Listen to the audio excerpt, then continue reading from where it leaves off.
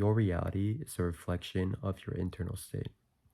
This means that in order to truly change your life and your reality, you need to first change your internal state. Now, what does this mean and how do we change it?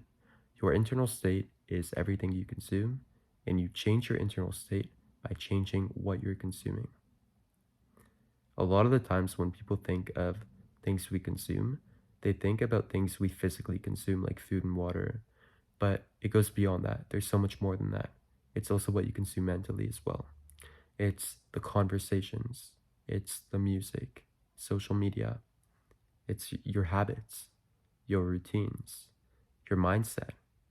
And these things we sometimes consciously consume and sometimes we unconsciously consume. But bottom line is that we're still consuming them. And these things make up our internal state. Now, a lot of the times when people want to glow up or level up or reinvent themselves, the first thing they think of doing is changing their external features. They think, how can I look better? They think, how can I clear my skin? How can I make my body look better? But this is the wrong approach because they're focusing on the external features. And like I said earlier, the most important thing you need to understand is that your reality, everything that you see around you, is a reflection of your internal state. As within, so without. A lot of the times you'll see people that change their appearance, but they didn't change their life. Not many people truly change their life because they don't know that the only way to do that is by changing their energy. I think this is truly one of the most important things you will ever do in your life. So listen up. You're going to sit with yourself and you're going to get a piece of paper. You are going to think of your higher self, which is the version of yourself that has everything you want, that's living your dream life, that has tapped into your fullest potential.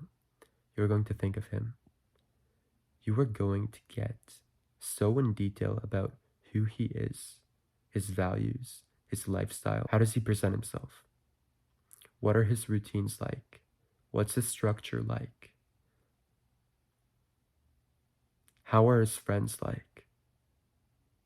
Where does he live? Like, very incredibly specific. Now, after you got in detail about his life, you are going to create a daily routine for your higher self. You are going to create a morning, daily, and nighttime routine for him. You're going to think, how does he wake up? How does he live his life? How does he unwind? You are going to start living like him. You are going to take that routine that you made for him, which is you, and you're going to live like that. Once you are following the routine that you created for your higher self, make sure to feel as though you are already living your desired reality. Feel as if you are your higher self, because by doing so, you are aligning your vibrational state to your desired reality. You attract the energy you vibrate, which means that you attract how you feel. Your feeling determines your frequency. Okay. So the most important thing when you are following these routines that you created for your higher self, for yourself, you need to align yourself to that vibrational state by feeling as though you have already accomplished your desired reality. The next thing you're going to do is heal your root issue. Everyone has a different life and a different story. So I can't tell you what your root issue is. As long as you have that root issue, there will always be other problems that stem from that issue. Once you heal that root issue, all those other problems will fade away. Now, you might be wondering, how do I heal my root issue?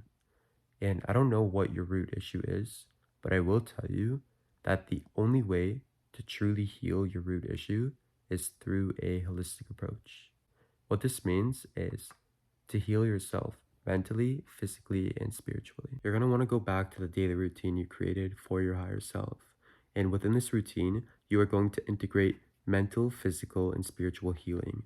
So this might look like in the morning doing something for your spiritual health, meditation, breath work, prayer, whatever it may be for you. In the afternoon, you might do something for your mental health. You might read, you might journal, you might learn a new hobby, you might develop a new skill. And then in the evening, you might do something for your physical health.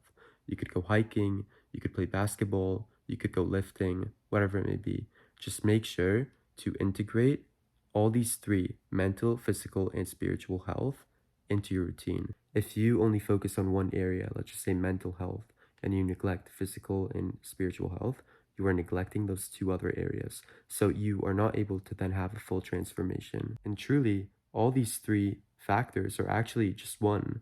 Because let's just take mental health, right? If you are mentally strong, then that should naturally reflect to your physical and spiritual health as well. If you are mentally strong up here, you are disciplined, you have your priorities straight. Therefore, you want to take care of yourself, you want to take care of your body, you want to be strong, you want to feel good, you want to look good.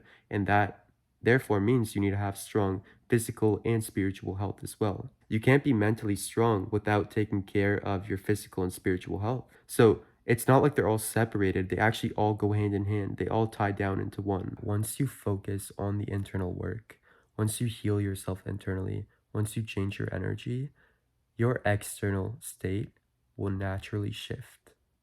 You won't even really have to try. Like it just will naturally shift because as within, so without. It's universal laws. Once you change your internal state, your reality will reflect that back to you.